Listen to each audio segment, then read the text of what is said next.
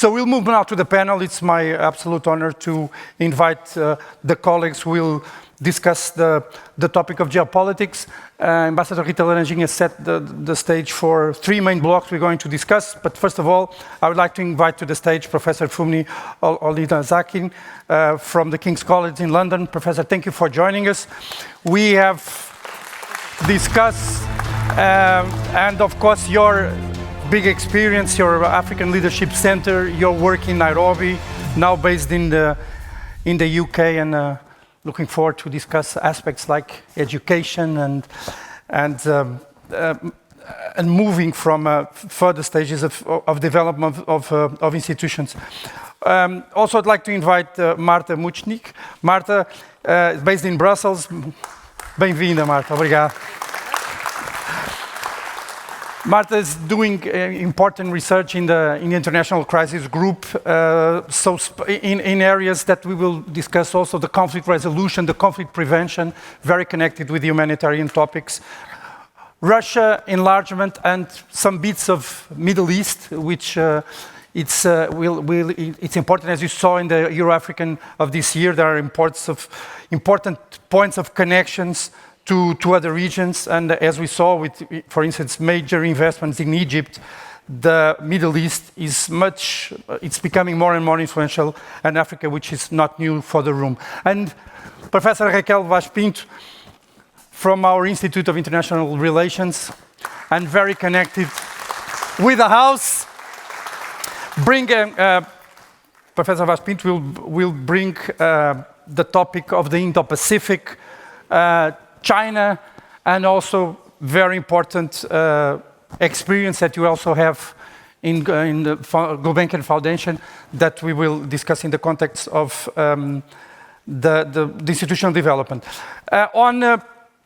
Still on Ambassador Rita Laranjinha, so always remember that you served in Luanda and also you served in Denmark, and from Denmark into Lithuania, which of course is, we talked yesterday, our partners of the TLG group, more and more active in Latvia, and of course Lithuania, for the geostrategic considerations that we see developing in Europe, is becoming a country more and more relevant. So we will have the discussion in the coming 55 minutes, picking up on what the Minister of Foreign Affairs mentioned yesterday and what was reinforced by Ambassador Rita Laranjinha. We will consider three blocks. So we will talk about the humanitarian aspects, then we will talk about institutions, and then economic development. And as the Minister said yesterday, we're not going to treat this separately. One thing, each of these three components have to progress in parallel, and we have to connect all those aspects. That's why during our preparation we came to this expression of innovate beyond survival.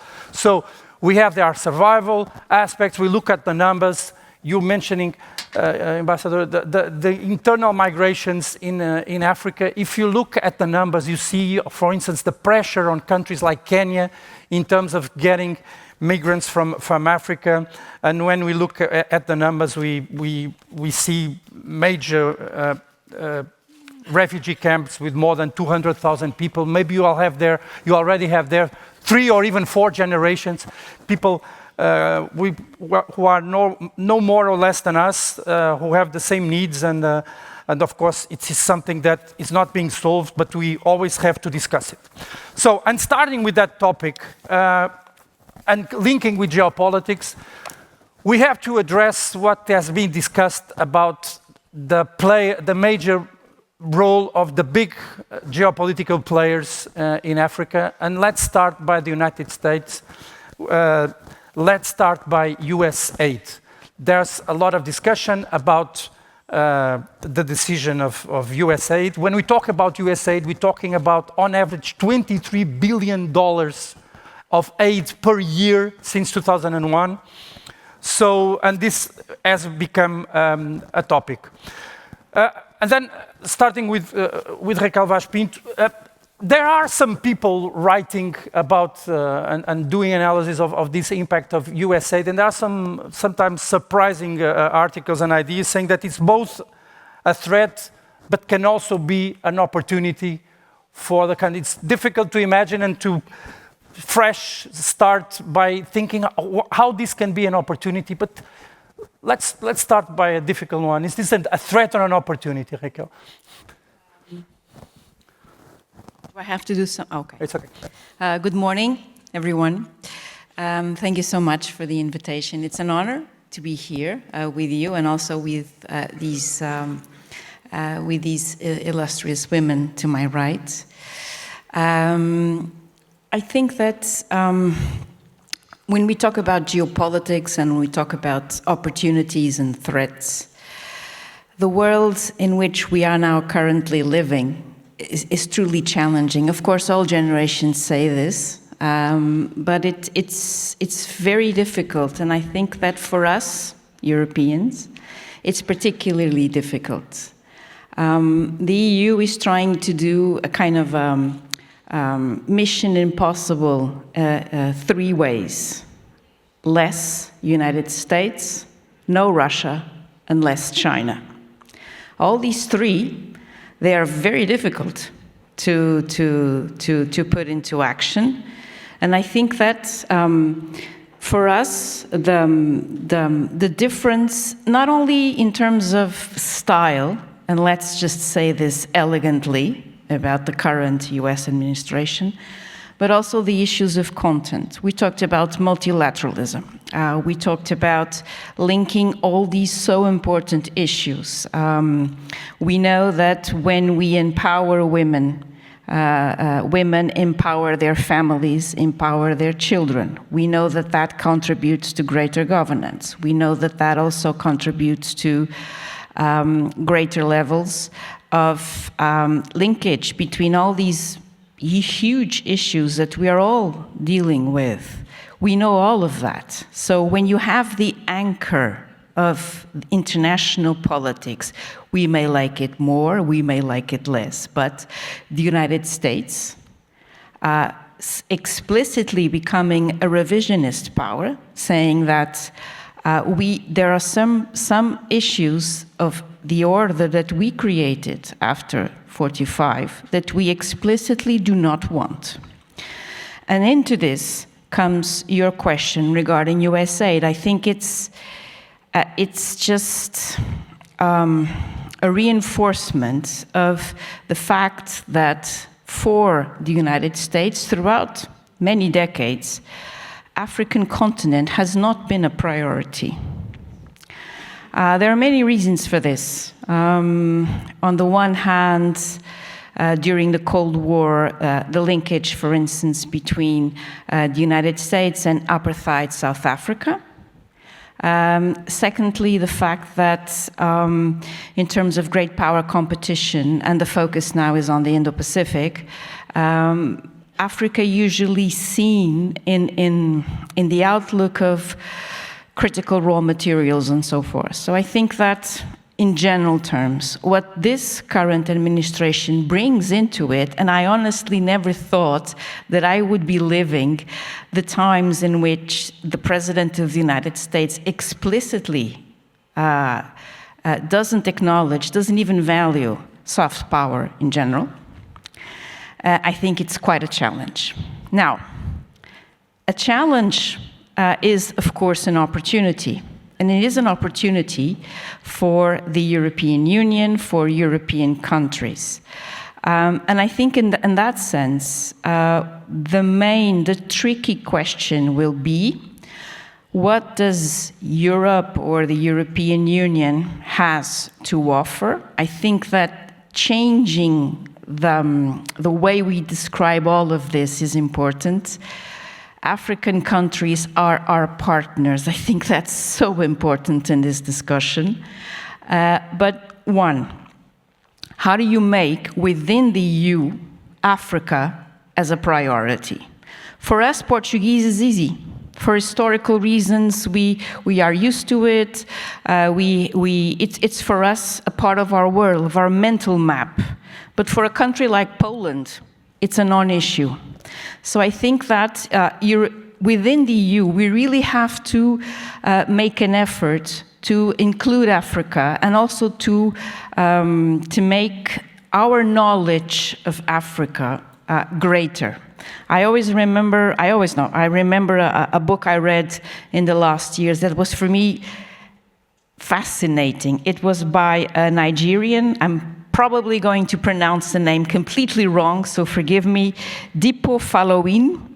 And the title was just great. Africa is not a country. We can put it in the app if you, and we put the information of the book in the app. No, it's a really good book because Africa has so much heterogeneity within it, and we also sometimes fail to grasp that heterogeneity. So the challenge for me as a European would be, or as a Portuguese, would be to convince, to introduce to our other European countries that Africa as a continent is an opportunity from people who focus more on security from the critical raw materials perspective, from security issues pertaining not just the usual terrorism sector, but also the competition, and also an opportunity for economic reasons. Africa is a huge market. We have countries that have been prospering and developing their own economy. So if you put all of that together, it is an opportunity for Europe if we are able to actually think Africa European-wise as an opportunity, and particularly in the current transition period in which we are living. Because that's one of the points, is to what extent, by diversifying the universe of donors and looking at that, that can also be an opportunity for the receivers. And in that sense, Professor Olonizakin,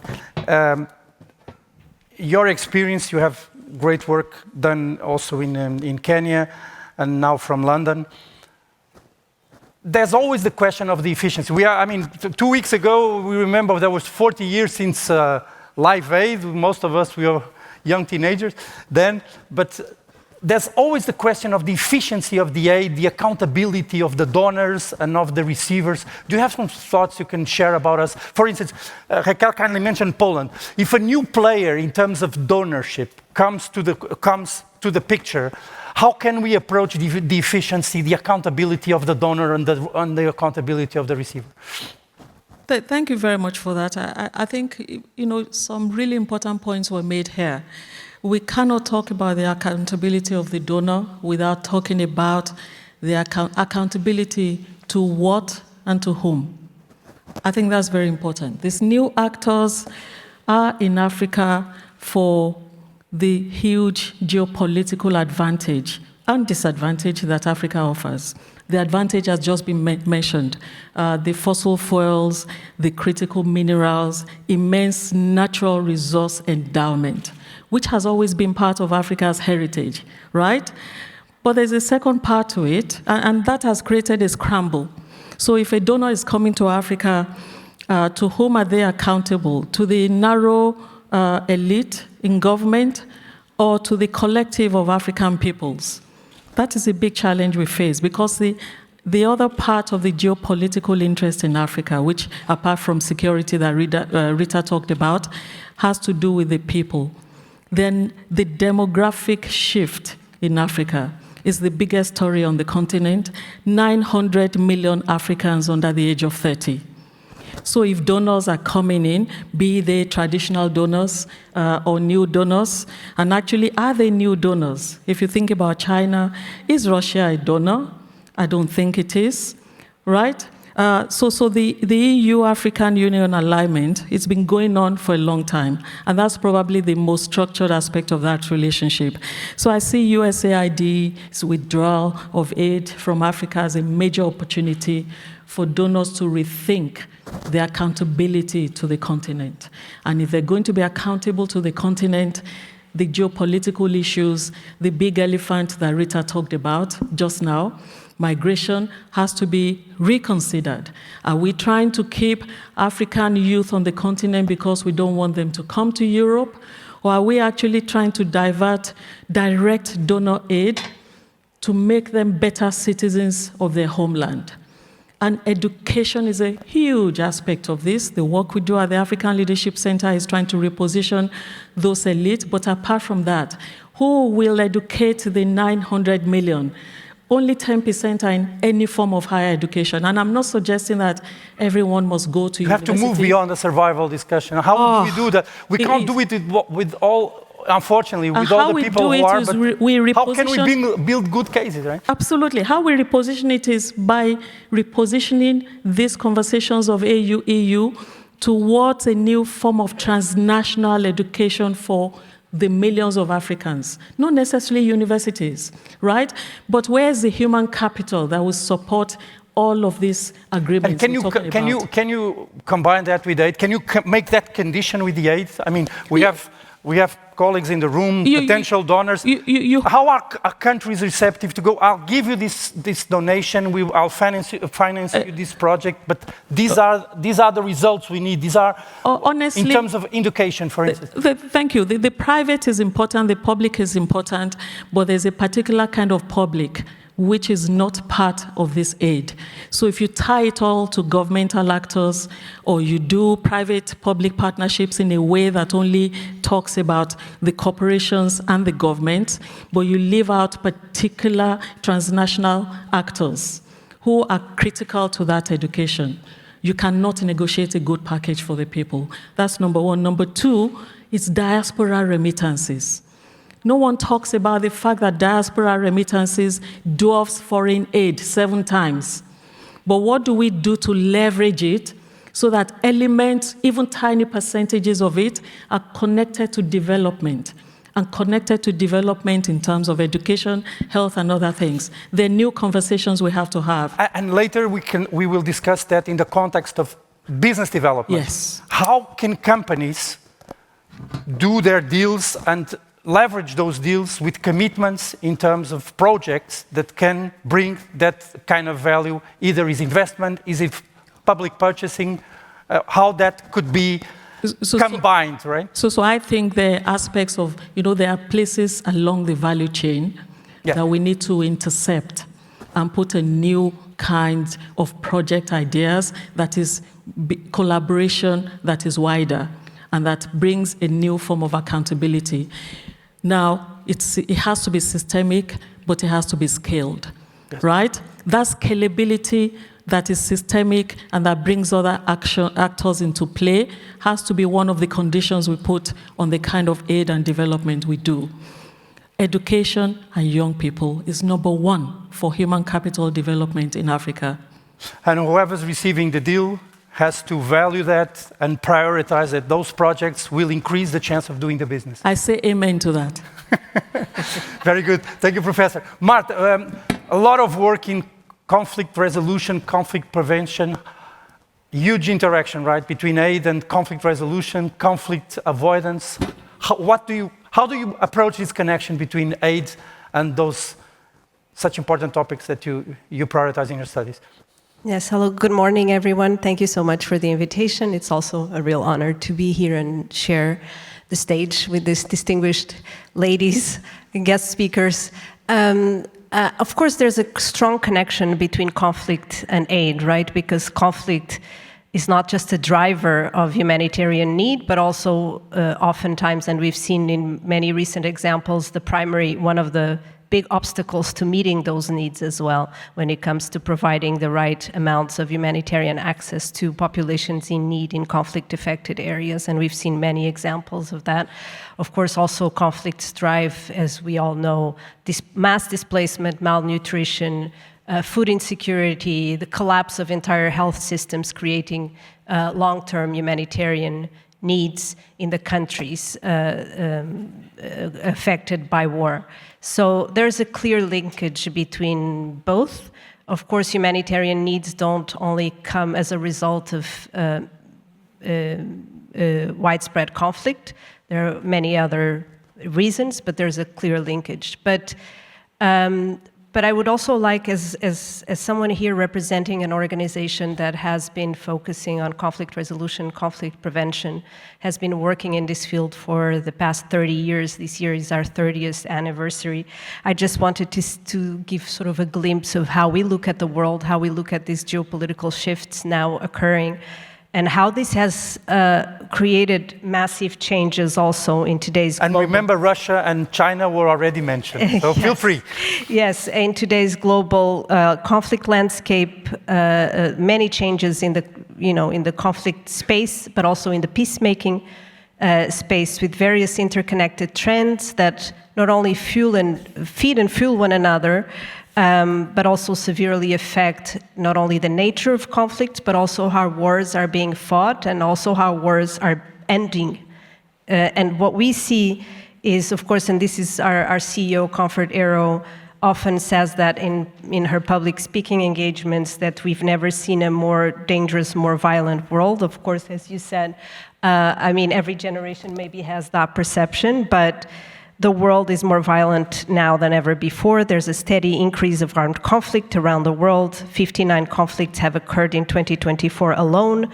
Increasingly also, and this has been mentioned as well, I mean, a climate of distrust, of geopolitical rivalry. Increasingly, wars are being ended through the use of force, so with the strongest warring party prevailing over the weaker one, rather than through comprehensive peace agreements, which very much shaped the thinking of the 90s in the post-Cold War era, where the international community was all, invested in this idea of putting diplomatic weight behind traditional peace mediation and bringing the parties together to try to work through their differences. So now there's more adventurism, more impunity in pursuing ends militarily, as I said, lack of accountability for war crimes, and a certain sort of normalization, of violation of borders, land grabs, more disregard for the rules-based order, for international law, for the principles enshrined in the UN Charter, less constraints on the use of force, and that has, we've seen, and of course then geopolitical rivalry has a lot to do with it, because geopolitical rivalry has paralyzed work at the multilateral institutions and at the UN Security Council, for example, which is the primary body for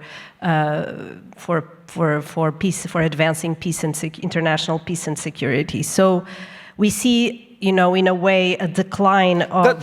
Sorry to interrupt, does that create power vacuums, then the conflict feels and very also the emergence rapidly, of right? other actors, and Yes. the emergence of other The external vacuum actors. doesn't stay like that for long, right? Excuse me? Sorry. The vacuum doesn't stay as a vacuum for long, the vacuum right? doesn't stay, but it's a vacuum not only on the ground in the conflict-affected But areas, also but also in diplomacy. In diplomacy, and especially in international diplomacy, where you have, these multilateral institutions paralyzed by their inability to come together and take decisions. So, of course, we've said that also coupled with that, a certain perception of Western disengagement as well from the international peacemaking, peace and security sector. And also, I mean, I'm painting a very gloomy picture, but these are the...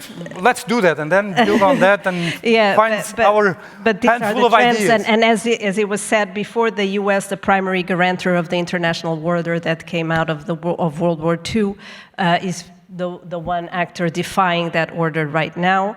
And Europe, also consumed with wars and with the changed security environment in its eastern neighborhood, preoccupied with its own security and defense. And so while I agree with everything that has been said, that we've been, this is a discussion among EU member states, some really prioritize Africa and others really prioritize Russia as a source as a threat. Really. So Europe is really, and we see a shift in how Europeans, for example, are much more worried about, trying to increase, we see their spending more geared towards military and defense, and less prioritizing foreign aid and conflict resolution. And we're going to have this discussion later on, but... I think but it's a very important point to pick that now also. Because we see some individual countries moving around, some getting closer, some leaving some areas, and that would bring us back to the discussion of the vacuum. But for instance, when we talk about US aid, the main countries in terms of official development assistance getting aid from USAID are South Sudan, Somalia, and the DRC. By coincidence, the number 2 is Germany in terms of contribution for the 3 of them. Ambassador Rita, do you see, and Marta also mentioned defense. We know defense budget in Europe will increase. Roughly half of the defense expenditure in Europe will be made by Germany. We look at this. And we know Africa is different. Do you see the EU as a whole also, of course, always leading on the multilateral aspects? Or can we see individual cases trying to compensate some of these aspects? Are there individual strategy by some of the countries who can compensate? Well, the easy answer is no, I'm afraid, because I think that everyone is very conscious, and that is very much the narrative from Brussels and from the EU member states, is that there is no way that we can compensate what the US is withdrawing. And what you have seen, unfortunately, in the last years, even if you know the figures are still relevant, is that the tendency is that there is a reduction of the budgets for the support to humanitarian aid. For instance, we saw it. It was very clear. The UK government, when the new Prime Minister came into office, he said that Africa was going to be his big priority, that he was going to reinforce the Foreign Office in those aspects, and then a few months later, he was already saying that defense was going to be his priority, and then he cut the budget by huge numbers. So that is very much what the EU has been saying, is that unfortunately there's no capacity to overcome the huge deficit that is out there. And at the UN, as you know, is undergoing this UN reform process, trying also to become more efficient, to see how you can, there's a way of adding up between the work of the different agencies, but there's a huge problem out there, and obviously with the impact that we will see in many crisis situations that will only be getting more and more dire and more difficult to solve. Very good. No, thank you. So, and looking at the numbers, when we talk about the volume of aid of USAID, we're talking about the GDP of Mozambique or the GDP of Mali. That is the scale, but it's certainly important to follow. But then we can move to the second block in terms of the institutions. And then, I mean, there were Nobel Prizes on theories of institutions that we can very briefly link to the reality. So we know they are the informal institutions and formal institutions. The formal, and the Minister of Foreign Affairs yesterday talked about justice and law, so we're definitely talking about formal institutions as laws, but we have the informal institutions that Nobel Prize Douglas North called the rules of the game. So there was the directing lessons and learning aligned with how things are done and in terms of rules. And of course we know, and that was discussed, the more inclusive, the better. But Professor Fumni, coming back to your topic, what are the good ideas, what are the good strategies and the good projects to take education and to build strong formal institutions and good informal institutions? Interestingly, I mean, that's an excellent question, actually. There are strong informal institutions and less good formal institutions, so we need to reverse that, right? So education will be one part of it. I think leadership will be another. And I should say that one of the things that bothers me, no longer on the European side, I've been an academic now for more than 30 years. When this EU-AU relationship started, I was quite critical of the EU.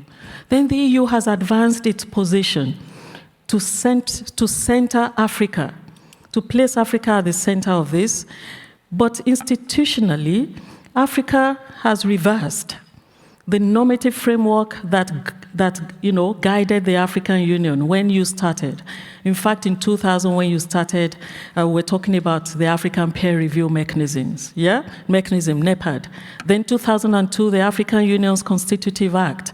And we, as young academics, were amazed by the progress on the African continent, and you saw a collective purpose led by 6 African countries or so, and they galvanized. I was at the United Nations in New York at the time. I see a reversal of norms today that is not guiding good institutions on the continent.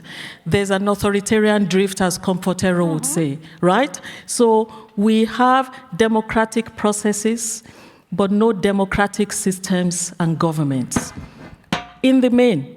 And so we put resources on trying to support institutions where there's no leadership to bring collective action together. That is the gap that I see.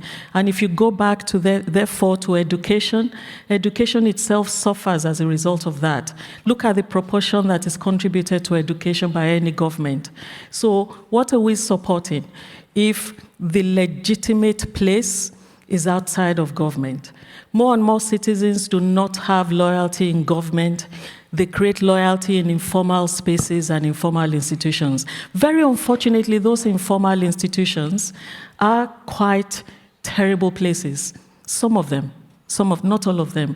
So you can see... So education is a no-brainer in terms of strategy. It cannot be solved without education, right? But yet you need systems that are formal to have a new structure of education, not the static, formal dimensions we have at the moment. To bring people to schools. To bring people there. But you can actually see theaters of creativity. We're talking about survival, innovating beyond survival. Yes. So you can see where innovation beyond survival, it started with survival in creative economies, right? And that should be left with the public sector, or can we definitely think about, and again, thinking about the room, projects that without letting the governments feeling that they are substituted by other actors, to have a balance between what can be done by the private sector and by the public sector. Yes, and actually I think the private sector and semi-public sector is where this partnership lies. Yes. Look at how much governments put in creative economies, next to nothing. It is the private sector that supports it. Africa is one of the places that is most significant for creative economies today. I know China has developed a lot of interest in that as well. And look at the population of students in our universities in Europe around creative economies. Africa should be the place where we're investing in the systems of education between private sector and semi-public. When I say semi-public, I don't mean only the government, right? There's a theater outside of government, aided by government, where you need to bring social and educational institutions together. I think Raquel will have some, we'll ask her about your experience with the Gulbenkian That's Foundation. amazing, but digital economies as well. And what about Nairobi? I mean, you've done where you're very connected there, you launched this important... So we set up... And we have Kenya, of course, as a highly valuable example in terms of institutional development in Africa, together with Rwanda, now with even Cape Verde. They are it's one of the exceptions. So maybe it's one of the exceptions, and maybe there's something to be borrowed from there, both in humanitarian terms, and if the UN High Commissioner for Refugees were here, he would point at the example of Kenya that has created a pathway for refugees, a citizenship pathway for refugees that have been there for a long time. That's number one. Number two, Kenya has become a hub for all manner of exciting projects.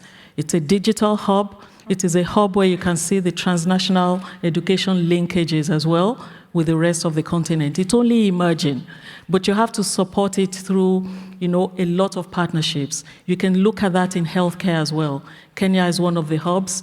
Abuja is becoming one now just because of what Afreximbank has done there. That's a kind of private, semi-public partnership that we're talking about. And well, we're here doing our best to inspire here the room and get a couple of good ideas where people can also help from here. Thank you, Professor. Raquel, so you have an experience as consultant to the board of Fundação Gulbenkian. How do you see the role of such an important institutions in this transition between on the going beyond survival? I think that the Gulbenkian and other foundations are quite important in very general terms. I was a consultant to the board for 3 years, and it was a very challenging job. We focused mostly on Europe and the links with Europe. And we had this future forum, which was led by my friend and colleague Miguel Poiás Maduro. And the idea was actually to diversify, to look beyond what we would call, the usual suspects in terms of international relations. And I also remember coming back to the issue of, African continent. We talked a lot. We have talked here a lot about other players, and I think there are other players internationally which are also important. The case of India, and I remember a conference we organized at the time of the Portuguese presidency, and within the pandemics and all of that confusion, relaunching the relationship between the European Union and Portugal as well, and India, which was also very interesting. So I think that foundations, companies, enterprises, states, NGOs, all of these are important players. And if I could just make a linkage between education and women empowerment. And you might think, and for me, I think that the greatest example is Portugal. I was born in 1973, and I am a child of democracy. I was able to study, to have access to education. I was able to study at the university, and I was able to do what I like to do, which is to teach. And the fact that we live for 50 years in a liberal democracy is, and we have unleashed the potential of half the population, the potential for us women to be what we want to be. Either professors, either researchers, either economists, all the things we want to be, and even the small pleasures of life. I'm now able to go to the stadium of my football club, stay there, enjoy the game, talk about football, and it's a non-issue. This is a detail, but it's key. When you unleash the potential of half your population, you improve. You improve in so many aspects of what we would generally call the quality of our life, our daily life. The African continent in general is, and my colleague has already alluded to the demography, is a country thriving in youth, in all these, and everything that comes with it. If you're a company, you also have, you of course would be interested in consumers. If you are a university, you'll be interested in having more students from African countries studying in Europe. And I think that's something that it's not rocket science. It's actually proved in the numbers. We are better societies, better economies, more innovative, with greater imagination, if we actually give access, develop, and fully empower women as equal citizens to men. So my point here is, rather than lecturing or saying anything of that, it is to actually look at the example of Portugal, and we are a good example of this, in the sense of what we have accomplished in 50 years was unimaginable throughout the dictatorship. So my point here is, if we are able to establish greater partnerships with African universities, not only in terms of research, but also to learn with the other side, and also to enroll more students, to bring more students, and in that sense to foster the network that at the time, in this current US administration, is absolutely floundering. I honestly never thought that I would live in a time in which the United States was clearly rejecting not only science, but was also not actually looking at one of their strongest assets, the quality, the diversity of their universities. That is also an opportunity for Europe. And that brings us, thank you, Raquel, that brings us, again, to this discussion of the informal institutions. What you just kindly share with us is a clear example. In the first moment, the rule is send the children to school because it's worthwhile. Yes. But you went even further, which is let the girl go to school. Yes. This takes time, but we have to take it collectively. It's not about only the family, it's every actor. I mean, can, as a company do a project in a country sending these messages? Yes, a company can perfectly do a project where doesn't have to be fully explicit, but has to tweak the rules of the games wherever it is. Let the girl go to school. Let the boy go to school. So that is how I believe we have to believe in this room. Individually, there's something there we can help bit by bit. And Marta, about conflict, how do the third countries influence these informal institutions? I mean, we see Wagner Group becoming Africa Corps.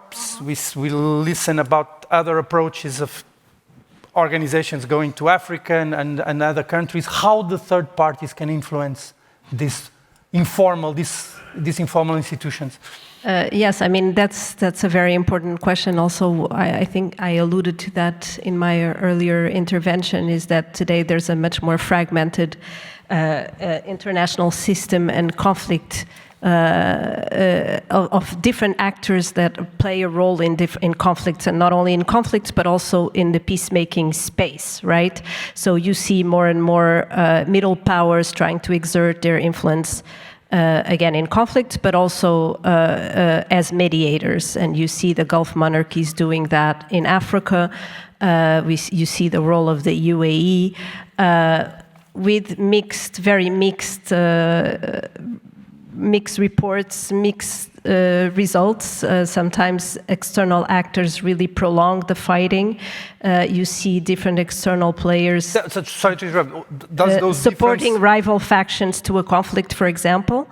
So those differences invite us to do well the homework before going, because the continent is not homogeneous, the world is not homogeneous. The continent is not homogeneous, the world is not homogeneous, the regions are not homogeneous, and also we see the crumbling, maybe I'm being too dramatic here, but a certain decline of multilateral institutions, which I think have at least more the interest of peace and stability at the core of their concerns and their involvement in conflicts, you know, in the African continent or elsewhere, whereas external players, you know, sometimes act with different agendas, and you know, for example, you mentioned the Wagner Group or the Africa Corps. Sometimes they entrench authoritarianism, and you just mentioned the authoritarian drift is also a trend that I forgot to mention in my earlier remarks, but they entrench authoritarianism, so they don't always have the best interests of the countries and the conflicting parties in mind. And so it's a lot more complicated to act institutionally in the conflict, in peace mediation, conflict resolution, conflict prevention, because you have a lot more to consider, a lot more circumstances to consider, a lot more players to consider. So it's not all negative. Sometimes these external players or other middle powers' influence can exert a positive and constructive influence. We've seen the role of Turkey sometimes in hosting talks between Russia and Ukraine, for example, or Qatar hosting talks between Hamas and Israel, attempts at ceasefire talks and negotiations. So it's not always negative. It's just there's a lot more to consider institutionally as well. But I do just want to make a final point on the fact that we are working in this sort of conflict resolution, peace and security sector in a context that is more complicated, not only for all the reasons that I've mentioned, but also because there's a tendency to, and especially if you speak about it from a European perspective, as I said, there's a lot more geopolitical concerns. I think the EU finds itself between a rock and a hard place in trying to project its hard power globally, trying to play a role in security matters globally as well, and its soft power legacy as well. And sort of, I think the challenge is really how to turn this soft power into leverage and political weight as well, in a way that also serves the interests of Europeans, but also of international peace and security globally, because at the end of the day, if there's instability coming from different corners of the world, that will only make the world more violent and the need for more defense and military investment. Thank you, Marta. And on that topic of the EU, I go back to the point and direct the question to you, Ambassador Rita, about the global gateway. We were talking with the commissioner the other day, and I think it's important for everyone in the room to understand that the global gateway also sets an important puts in place a set of institutional interfaces that can help business getting into a country. Yesterday we were discussing here, well, I get to a country, I know it's good to invest there, but I land there, what do I going to see? Where do I land? Who should I talk with? And we had a discussion with Commissioner and also with Dr. Cohen-Duens, who is a regular presence here at the EurAfrican. What can you share with us in terms of the lessons learned of the global gateway, helping players to use that network to get quicker into the specific realities of the countries?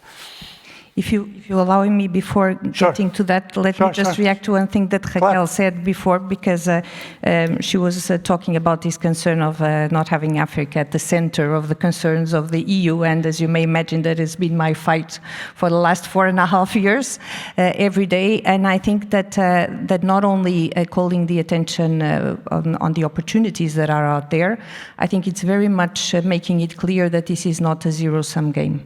So it's not because you invest in the relations with or in supporting Ukraine that you cannot also invest in the relations with Africa. On the contrary, you can all the most support Ukraine if you have the Africans with you to also support such an existential issue for the European Union.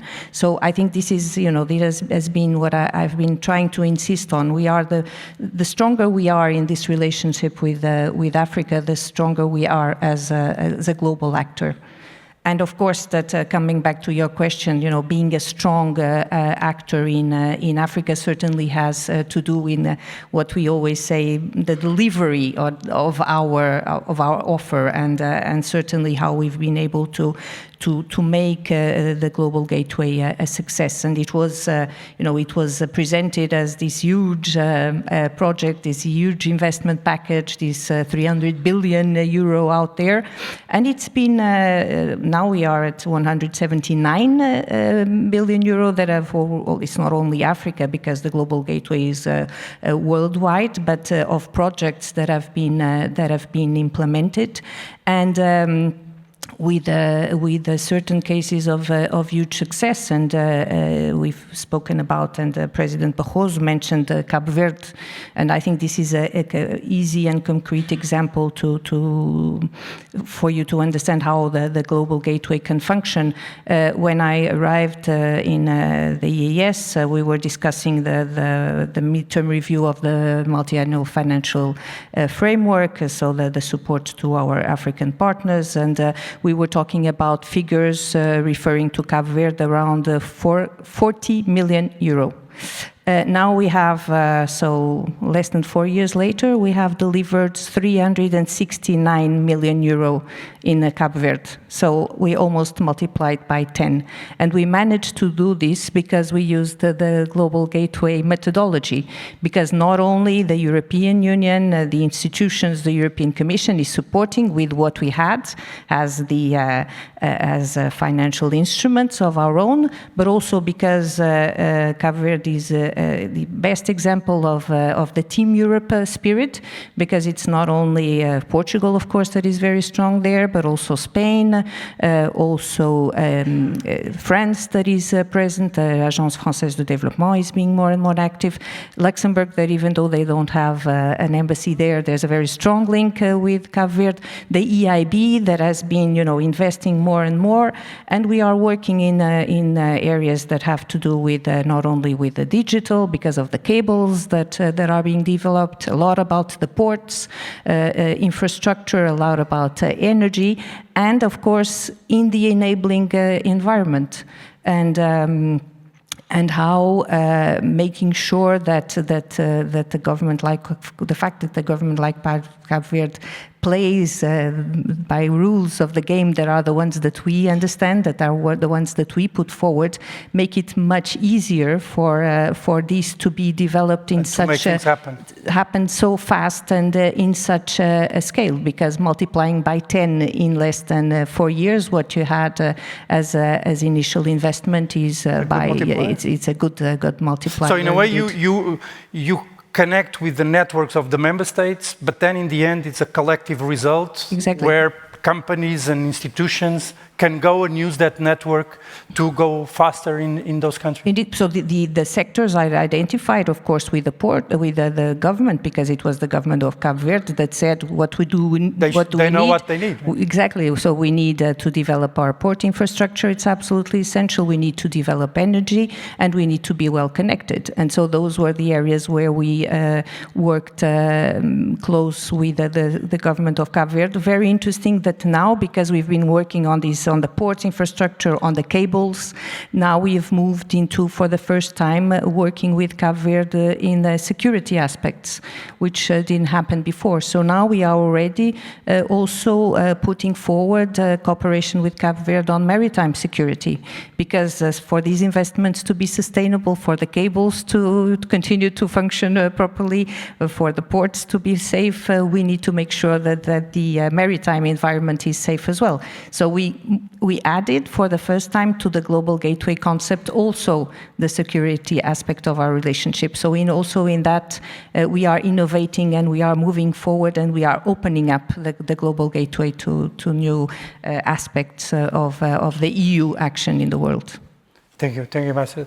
And I think there, as the EU is playing a role, we have good experts on the panel to briefly touch in the remaining time two other players. Raquel, talking about Indo-Pacific, where do you see the strongest connections? Very simple question. And so much time to discuss it. Yeah, well, we can start the panel for the next EurAfrican, and then what in a couple of minutes, what do you have in terms of your analysis? Indo-Pacific, what is going on, the reflex into Africa, and probably we'll end up talking about China, of course. Oh, yes. I think that, in a nutshell, I think that the Indo-Pacific, although a Japanese expression, but of course the current huge US emphasis in terms of its strategy, is actually, in my opinion, a huge opportunity for us. Why? Because once again, it considers the African continent as secondary. And in this, it's quite different from having, for instance, greater Japanese investment, greater Indian investment, and so forth. And of course, listen, the elephant or the dragon in the room, which is China. China has, unlike the US, invested heavily in terms of influence in the African continent, and that it shows. It has done its homework. But to be very honest, on terms of analytically, it's not. It doesn't go without strings in many issues. So, if I could have just, a very quick emphasis here, would be the US will focus and will focus on the Indo-Pacific. Good. They will try to contain China. In my opinion, good. But we, Europeans, can actually look at all of this and never forget, great powers have a greater interest in not having a multilateral world. Yeah. So, multilateralism is actually a good instrument of European Union, African Union, and as partners. Let me emphasize this.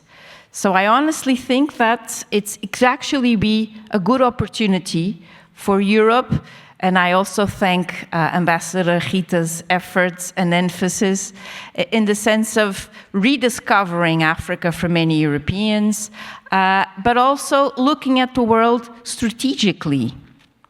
We don't stand a chance if we're not united as Europeans to have a greater voice in the world. We have absolutely no chance of competing with the United States in the Indo-Pacific.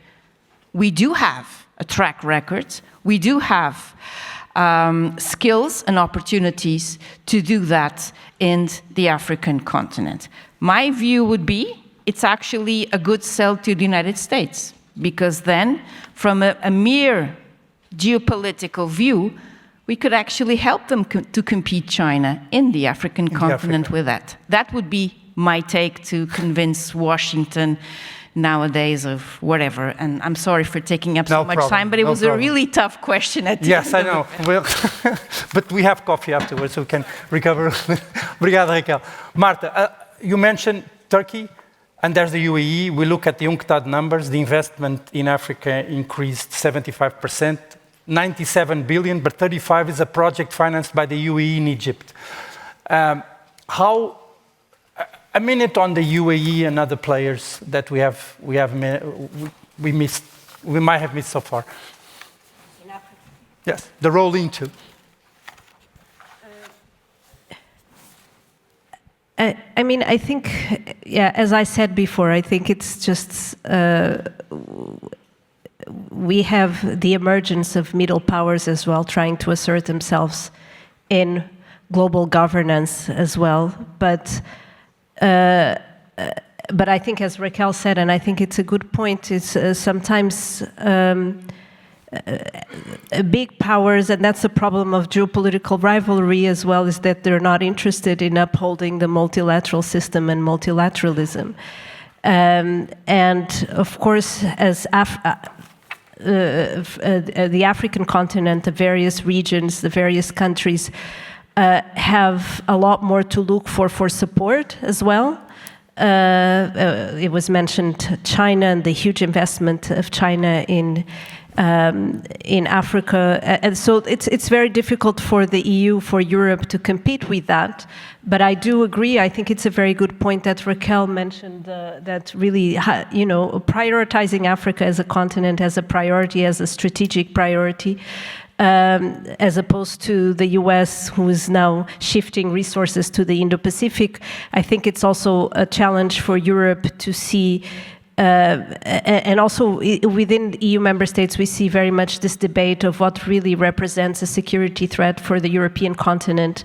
We see Russia's full-scale invasion of Ukraine as an existential threat for Europeans. This is also very hard sometimes to explain to other parts of the world, especially in the global south. This is also one of the challenges. We, Crisis Group, we often engage in these discussions as well, trying to explain as well Western perspectives back to global south and global south perspectives back to Europeans and the West. But I think this is an important debate to be had in among the EU and EU member states, because we don't see the same sense of threat perception amongst different member states, and we see a difference between the further west and south you go, the less you feel the threat coming from Russia, right? But Russia is now dominating the discussions at the European Council summits, every couple of months. And then we'll see how, in terms of economic development, of course, some of these players steer their economic and their investments into Africa. And in that, thank you, Marta. And for me, on that point, we'll conclude our panel, but very important, from your looking at private investors, how do you see, how can some of the projects be developed in order to maximize the dissemination of the benefits by the private sector, even public companies? What would you think, with all your experience in educational projects and what you've seen, how could we structure these projects to reach the results to a maximum number of people? Thank you. I mean, just 2 points very quickly. I think looking at building consortia of institutions, and it's not just universities with relevant local partners and the private sector, to think to scale and to use technology to reach that next generation will be important. And the advice to us, all of us as private or social or political institutions, Africa is a very young continent. Those who will govern Africa in 2045, whether they're in universities or as parliamentarians or presidents, are between 18 and 30 years today. They will remember, and building alliances with them now through consortia and letting them actually take their future in their hands through projects that reach them in terms of skills and qualifications without leaving the continent even, because they can't all come to Europe, is the way to go. And the private sector can be brilliant at this, and that would get the governments to go along. My very last point will probably be directed towards the EU. I think the EU is well placed, actually talking about multilateralism in that way, to help Africa at this moment build collective purpose again, and not just the tendency to act bilaterally. The leadership space, there's a leadership gap on the continent, and building a responsible partnership, as you're aiming to, has to bring everyone together around a shared vision. The private sector is better at that at the moment, and the likes of the financial institutions are actually looking at the African continental free trade area as the future. I think it is, but we need to build collective purpose together because of the state of the world today. Thank you. Thank you, Brett. Thank you. So we will finish this panel. We touched very important points: technology, education. So we didn't have time for questions from the audience, but because we really need to change the set. But let's think how the projects we do can bring these elements, push people into schools, value these projects, those who's buying, those who are selling, put these elements and reinforce institutions and predictability with good cases like this mentioned under the Global Gateway to Cape Verde. Anita, we are done. We are going for coffee, right? What time? And then you will want us back, right? Thank you very much. Thank you very much, ladies. This was the best way of ending the EurAfrica Forum, by the way. By the way.